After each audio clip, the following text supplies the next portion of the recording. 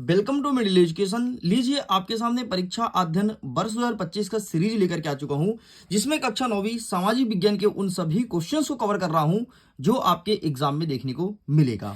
देखिए स्टूडेंट्स, अगर मैं परीक्षा अध्ययन की बात करूं तो आपके परीक्षा अध्ययन में यहाँ पर 4 किताबों को मेंशन है। एक हो गया आपका भूगोल, दूसरा इतिहास, तीसरा आपका राजनीति और चौथा हो गया आपका इकोनॉमी। एंड मैं आपको बता देता हूं, ऑलरेडी मिडिल एजुकेशन के 3 वीडियोस अपलोड हैं, जिसमें मैंने भूगोल के सारे क्वेश्चन को बहुत अच्छे से कवर किया हूं, बताया हूं कि कौन कौन सा आएगा, क्या क्या पढ़ना है। इसके बाद हमने इतिहास को कवर किया, इसके बाद हमने राजनीति कवर किया, एंड ये हमारा अंतिम वीडियो होगा जिसमें हम इकोनॉमी को कवर करने वाले हैं। एंड मैं उन सभी स्टूडेंट से अनुरोध करता हूं एंड रिक्वेस्ट भी करता हूं कि अगर आपने अभी तक इन 3 वीडियो को नहीं देखा तो प्लीज जाओ जाकर के देखो, चाहे वे कोई भी सेट मिले, आप डेफिनेटली फायर करोगे और सबसे अच्छे नंबर लेकर के आओगे। लेकिन अगर आप अभी भी नहीं देख रहे हो तो भाई साहब गलती आपकी है। इसके अलावा मैं एक चीज और बता देता हूं, अगर कोई प्रश्न पत्र वायरल होता है तो मॉर्निंग में अपलोड किया जाएगा, या फिर रात में वायरल होता है तो रात में अपलोड किया जाएगा। जैसे भी आता है वायरल प्रश्न पत्र देख लेना, अगर गणित की तरह आपको टॉप करना है तो चलो फटाफट हम आगे बढ़ते हैं और अपने अर्थव्यवस्था की या अर्थशास्त्र के सारे क्वेश्चन को कवर करते हैं। मैं अर्थशास्त्र की बात करूं तो यहां से पालमपुर गांव की कहानी 3 नंबर का प्रश्न आएगा।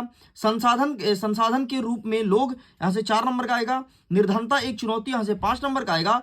और भारत में खाद्य सुरक्षा, यहां से 3 नंबर का आएगा। इसके बाद आपको मानचित्र देखने को मिलेगा। समकालीन भारत एक पाठ्य पुस्तक के अध्याय दिया जाएगा जो कि 4 नंबर का रहेगा। तो ये साइड करते हैं, हम यहां देखते हैं। देखो यहां से 3 नंबर का, यहां से 4 नंबर का, 5 नंबर का, 3 नंबर का, मतलब 3 दूनी 6, 6 4 10, 5 15। टोटल अगर आप इस वीडियो को देखोगे तो 15 नंबर का कंप्लीट होने वाला है। तो चलो देख लेते हैं पालनपुर गांव की कहानी पेज नंबर 160 में। चलो तो ये रहा है आपके सामने पेज नंबर 160। एंड यहां पर क्या लिखा है? संसाधन के रूप में लोग, एक सेकंड, शायद गलत कुछ पेज खुला है, शायद इसके बाद होगा पालनपुर गांव कहानी। निर्धनता एक चुनौती, एक सेकंड, यहाँ पर कुछ गड़बड़ है। ठीक है, क्या कहता है पालनपुर गांव की कहानी? अच्छा 154 में है। ठीक है, एंड ये रहा है आपके सामने पालनपुर गांव की कहानी। चलो अब कमर कस लो और फटाफट जिन क्वेश्चन को बोलूं उसे अच्छे से प्रिपेयर करके आना। हम आगे बढ़ते हैं। हमारा पहला प्रश्न कहता है कि अस्थायी पूंजी किसे कहते हैं, और यहीं पर कह रहा है दूसरा प्रश्न कि कार्यशील पूंजी का क्या तात्पर्य है। ये दोनों क्वेश्चन को अच्छे से पढ़ लेना, आपके एग्जाम में देखने को मिलेगा। आगे बढ़ते हैं। चौथा नंबर कहता है कि भारत में पशु आधारित उद्योग कौन से हैं। तो यहाँ पर डेयरी और चमड़ा 2 उद्योग हैं जो कि पशु आधारित हैं, तो आप इसको बढ़िया बाकायदे टिक कर लो। नेक्स्ट कह रहा है कि खरीफ की फसलें और रबी की फसलों का नाम लिखना है। तो रबी की फसलें आपका गेहूं, चना, जौ, सरसों आदि हो गया, और खरीफ की फसलें आपका चावल, ज्वार, बाजरा, मक्का, सोयाबीन, कपास, मूंगफली आदि हो गया। तो ये आपको लिखना है। चलो इस प्रकार से इतना लिख के आप कंप्लीट करेंगे। आगे बढ़ते हैं। यहां से कोई क्वेश्चंस बन रहा है क्या? तो जी नहीं, क्योंकि इस पार्ट से छोटे छोटे क्वेश्चंस देखने को मिलेगा। ठीक है, नेक्स्ट हमारा कह रहा है कि रासायनिक उर्वरकों का प्रयोग क्यों हानिकारक है। मतलब अगर जो व्यक्ति रासायनिक उर्वरक का उपयोग करते हैं तो उनके लिए हानिकारक क्यों है, क्यों इसका यूज नहीं करना चाहिए, ये पूछा गया है। नेक्स्ट कह रहा है कि बहुविधि फसल प्रणाली क्या है। ये 2024 में पूछा गया है। बहुविधि फसल प्रणाली मतलब ये सिंपल से इसका मतलब ये होता है कि एक साथ कई सारी फसलों को लगाना, ये कहलाता है बहुविधि फसल प्रणाली। चलो बाकी यहां से कोई क्वेश्चन नहीं आएगा, आप इन्हें स्किप कर सकते हैं। नेक्स्ट देख लीजिएगा हरित क्रांति। हरित क्रांति पढ़ लेना कि हरित क्रांति की शुरुआत कब की गई थी, क्यों की गई थी। तो बस इतना आपको पता होना चाहिए कि हरित क्रांति क्यों लाया गया था। आगे बढ़ते हैं। अध्याय नंबर 18 संसाधन के रूप में लोग। आइए देखते हैं इसके आईएमपी क्वेश्चंस को, लेकिन उसके पहले इसका ब्लूप्रिंट देखेंगे। मैं बात करूं संसाधन के रूप में लोग, यहां से 4 नंबर का आएगा, मतलब यहां से 2 नंबर और 1 नंबर का प्रश्न देखने को मिलेगा। ठीक है, तो आइए 2 नंबर के क्वेश्चन देखते हैं। सबसे पहले आपके एग्जाम में आपको पढ़ के आना है कि आर्थिक और गैर आर्थिक क्रियाओं में क्या अंतर है। ठीक है, इस प्रश्न को अच्छे से प्रिपेयर कर लेना। आगे बढ़ते हैं। नेक्स्ट, बेरोजगारी शब्द की व्याख्या कीजिए, या फिर बेरोजगारी से आप क्या समझते हैं। ठीक है, ये प्रश्न देखने को मिलेगा, यहां पर लिखा गया है। नेक्स्ट कहता है कि प्रच्छन्न और मौसमी बेरोजगारी में क्या अंतर है। क्या होता है प्रच्छन्न बेरोजगारी, क्या होता है मौसमी बेरोजगारी, यहां पर लिखा गया है। ठीक, तो आपको ये चीज लिखना है। आगे बढ़ते हैं नेक्स्ट क्वेश्चन की तरफ। नेक्स्ट हमारा सबसे ज्यादा लेकिन प्रच्छन्न देखने को मिलेगा, ध्यान से सुन लो, प्रच्छन्न सबसे ज्यादा देखने को मिलेगा, सबसे ज्यादा इंपॉर्टेंट क्वेश्चन है, प्रच्छन्न आपको पढ़ के ही जाना है, बाकी यहां से कुछ नहीं आ रहा, छोड़ दो। नेक्स्ट आगे बढ़ते हैं कि मानव पूंजी निर्माण में शिक्षा की क्या भूमिका है। मानव पूंजी निर्माण में शिक्षा की क्या भूमिका है। एंड दूसरा नंबर कह रहा है कि मानव पूंजी निर्माण में स्वास्थ्य की क्या भूमिका है। यह प्रश्न आपके एग्जाम में देखने को मिलेगा। चलो आगे बढ़ते हैं। नेक्स्ट बाकी यहां से कुछ नहीं आएगा। आगे हमारा 5वां नंबर कह रहा है कि शिक्षित बेरोजगारी भारत के लिए एक समस्या है, क्यों। ठीक है, जो शिक्षित बेरोजगारी है वो भारत देश के लिए एक समस्या के रूप में है, ऐसा क्यों? ठीक है, ये प्रश्न देखने को मिलेगा।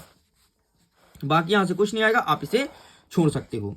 हमारा 16 नंबर कहता है कि निर्धनता एक चुनौती। आइए देखते हैं यहां से कितने नंबर का आएगा। अगर मैं इस चैप्टर से बात करूं तो टोटल आ रहा है 5 नंबर का। काफी बड़ा चैप्टर है और मतलब यहां से ज्यादातर क्वेश्चन देखने को मिलेगा। ऐसा हो सकता है कि यहां से 3 नंबर का प्रश्न है, 4 नंबर का प्रश्न है। अब हम आगे बढ़ेंगे तो ही बात करेंगे कितने नंबर का आएगा। तो यहां से आएगा आपके एग्जाम में 3 नंबर का प्रश्न आपके अकॉर्डिंग टू ब्लूप्रिंट। सबसे पहले देख लो कि भारत में सर्वाधिक गरीब जनसंख्या वाले 3 राज्य कौन कौन से हैं। तो यहां पर लिखोगे बिहार, उड़ीसा और असम, ये सबसे गरीब राज्य हैं। आगे बढ़ते हैं। नेक्स्ट कहता है कि 3 राज्यों का नाम बताइए जहां निर्धनता अनुपात सबसे कम है। तो आपका केरल, हिमाचल प्रदेश और पंजाब, ये लिखना है। नेक्स्ट कह रहा है कि गरीबी से क्या आशय है, क्या होता है गरीबी, ये प्रश्न पूछा गया है। तो ठीक इसका आंसर आपको लिखना है। आगे बढ़ते हैं नेक्स्ट क्वेश्चन की तरफ। नेक्स्ट हमारे एग्जाम में देखने को मिलेगा निर्धनता उन्मूलन के लिए वर्तमान सरकारी रणनीति पर चर्चा करो। ठीक है, मतलब गरीबी को किस प्रकार से दूर करना है और इसको दूर करने के लिए सरकार क्या कार्य कर रही है, ये चीज बताना है, एग्जाम में देखने को मिलेगा। आगे बढ़ते हैं नेक्स्ट क्वेश्चन। बाकी यहां से कुछ नहीं आएगा, छोड़ दो, कोई मतलब नहीं भाई, कोई मतलब नहीं, आप इनको छोड़ दो। नेक्स्ट कहता है कि भारत में निर्धनता का कारण बताओ। ऐसा क्या रीजन है जिसके कारण हमारे हिंदुस्तान के लोग गरीब हैं या फिर गरीब हो रहे हैं। तो यहां पर आंसर लिखा गया है कि तीव्र गति से बढ़ती जनसंख्या, पूंजी निर्माण का अभाव, बेरोजगारी, कीमती स्तर में वृद्धि, या फिर असमान वितरण, या फिर प्रति व्यक्ति निम्न आय, या फिर दोषपूर्ण विकास रणनीति, या फिर असामाजिक सामाजिक कारण। बस इतना तुम्हें लिखना है। नेक्स्ट कह रहा है कि भारत में निर्धनता दूर करने का उपाय क्या है। ठीक है, भारत में गरीबी दूर करने का उपाय क्या लिखना है। यहां पर पूरा उपाय लिखा गया है, देख लो। जैसे कृषि का विकास करना, जनसंख्या पर नियंत्रण करना, है ना। एक माता पिता हो तो 2 ही बच्चे पैदा करेंगे, नहीं कि 10-15 बच्चे हो गए, नहीं तो गरीबी बढ़ेगी। ठीक है, आर्थिक विकास में तेजी, ग्रामीण सार्वजनिक निर्माण करना और शोषण से मुक्त करना। नेक्स्ट हमारे एग्जाम में देखने को मिलेगा कि राष्ट्रीय ग्रामीण रोजगार गारंटी अधिनियम 2005 क्या है। मतलब यहां से ज्यादा क्वेश्चन नहीं आएगा। देखो, एक आपको ये पढ़ना है, एक ये पढ़ना है और तीसरा आपको ये पढ़ना है। ठीक है, 3 प्रश्न ये हो गए एंड आगे चौथा प्रश्न ये पढ़ना है। बस इतना ही तो प्रिपेयर करना है, 4 प्रश्न। ठीक है, आगे देखते हैं और क्या कुछ हो सकता है। तो जी नहीं। अब हम आ गए हैं अध्याय नंबर 20, भारत में खाद्य सुरक्षा। अगर मैं ब्लूप्रिंट देखूं तो ब्लूप्रिंट में आएगा 3 नंबर का, मतलब यहां से 2 नंबर का एक प्रश्न और 1 नंबर का एक प्रश्न देखने को मिलेगा। आओ देखते हैं भाई क्या होगा इसका सही उत्तर। भारत में खाद्य सुरक्षा, खाद्य सुरक्षा की बात करो तो सबसे पहले ही पूछेगा खाद्य सुरक्षा का रिपोर्ट कब जारी किया गया था। तो याद रखिएगा 1986 में आया था। ठीक है, 1 नंबर का प्रश्न है। नेक्स्ट आगे बढ़ते हैं। सब्सिडी से क्या आशय है, इस प्रश्न को प्रिपेयर करना। सब्सिडी क्या होता है, तो देखोगे कि सरकार जब तुमने गैस सिलेंडर लिया होगा तो पहले तुमसे पैसे पूरे लेती है, फिर तुम्हें तुम्हारे पैसे लौटाती है सब्सिडी के रूप में। मतलब देखो ना, सरकार को पागल बनाने का तरीका। पहले तुम्हारे ही पैसे लेगी, फिर तुम्हें पैसे रिटर्न करेगी, तुम्हें लगेगा कि हाँ यार पैसा आया है मेरे अकाउंट में, है ना। क्या गजब तरीका यार। नेक्स्ट कि बंगाल के अकाल से सबसे अधिक कौन प्रभावित हुए थे, ये प्रश्न देखने को मिलेगा। आगे बढ़ते हैं। नेक्स्ट कह रहा है कि भारत में खाद्य सुरक्षा कैसे सुनिश्चित की जाती है। अच्छे से पढ़ लेना, बफर स्टॉक को और सार्वजनिक वितरण प्रणाली को। ठीक है, ये दोनों आपके एग्जाम में देखने को मिलेगा आपके 2 नंबर के हिसाब से। लेकिन एक ही पॉइंट पूछेगा, जैसे बफर स्टॉक क्या है या फिर सार्वजनिक वितरण प्रणाली क्या है। ठीक है, चलो बाकी यहां से कोई क्वेश्चन नहीं आएगा, आप इन्हें स्किप कर सकते हो। हाँ, नेक्स्ट आपको देखना है कि एमएसपी अर्थात न्यूनतम समर्थन मूल्य क्या है, क्योंकि इसके लिए अभी बहुत सारे आंदोलन वगैरह चला है ना, इसलिए आपके एग्जाम पॉइंट ऑफ व्यू से इंपॉर्टेंट हो गया है। आगे बढ़ते हैं। और कुछ हो सकता है क्या, तो जी नहीं, अब आपका यहां से कुछ नहीं हो सकता है। इस प्रकार से स्टूडेंट्स मैंने सारे क्वेश्चन को कंप्लीट कर दिया एंड यकीन मानो जिस क्वेश्चन को मैं टिक कराया हूं, चाहे वो कोई भी क्वेश्चन हो, अगर आप पढ़ के जाते हो तो कोई भी सटाई डेफिनेटली देखने को मिलेगा। एंड इस प्रकार से हमने आपके भूगोल, इतिहास, राजनीति और अर्थशास्त्र सब कुछ कंप्लीट कर दिया हूं। वीडियो पसंद आए तो वीडियो को लाइक करके अपने मित्रों तक साझा जरूर कीजिएगा। पहली बार आए हैं तो आपके अपने मिडिल एजुकेशन को सब्सक्राइब करना एंड मैं वीडियो को एंड करता हूं। Thanks for watching, bye bye.